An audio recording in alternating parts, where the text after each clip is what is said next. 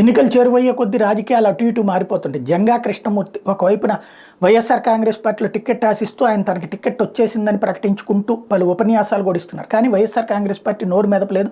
స్థానిక ఎమ్మెల్యే వర్గం మాత్రం ఆగ్రహంతో ఉంది. జగన్ కూడా ఇంతవరకు ఏమీ స్పష్టతనివ్వలేదు. మిగతా నియోజకవర్గాలైనా కానీ తాజాగా జంగా కృష్ణమూర్తి వెళ్ళి పార్థసారథి ఎవరైతే వైఎస్ఆర్ కాంగ్రెస్ పార్టీ నుంచి తెలుగుదేశంలోకి 21వ తారీఖు వెళ్ళబోతున్నటువంటి పెనమలూరు నియోజకవర్గ శాసనసభ్యుడు పార్థసారథిని కలవడం అన్నటువంటి ప్రాధాన్యాన్ని సంతరించుకుంది. అంటే జంగా కృష్ణమూర్తికి కూడా టికెట్ ఖరారు కాకపోవడంతో అటు పక్కకి వెళ్తున్నట్టే కనబడుతోంది. ఎందుకంటే టికెట్ ఇచ్చేటట్టయితే వెళ్ళిపోయే వాళ్ళతో కలవాలని ఎవరు అనుకోరు. వాస్తవంగా వైఎస్ఆర్ కాంగ్రెస్ పార్టీలో ఈ మధ్య కాలంలో అటు ఇటు మార్పు చేర్పుల కారణంగా ఎంపీ క్యాండిడేట్లు, ఎమ్మెల్యే క్యాండిడేట్లు, సిట్టింగ్ ఎమ్మెల్యేలు, సిట్టింగ్ ఎంపీలు మారుతున్నారు. బాలశౌరి కావచ్చు, లేకపోతే కనుక ఆళ్ల రామకృష్ణారెడ్డి కావచ్చు, కాపు రామచంద్రారెడ్డి కావచ్చు, ఇట్లాగా వెళ్తూ ఉన్నటువంటి వాళ్ళ జాబితాలో ఇప్పుడు తాజాగా జంగా కృష్ణమూర్తి అయితే ఇంకా ఎమ్మెల్యే కాదు, గతంలో ఎమ్మెల్యేగా పనిచేసినటువంటి ఆయన కూడా వెళ్ళిపోతారా అన్నటువంటిది చర్చ నడుస్తోంది.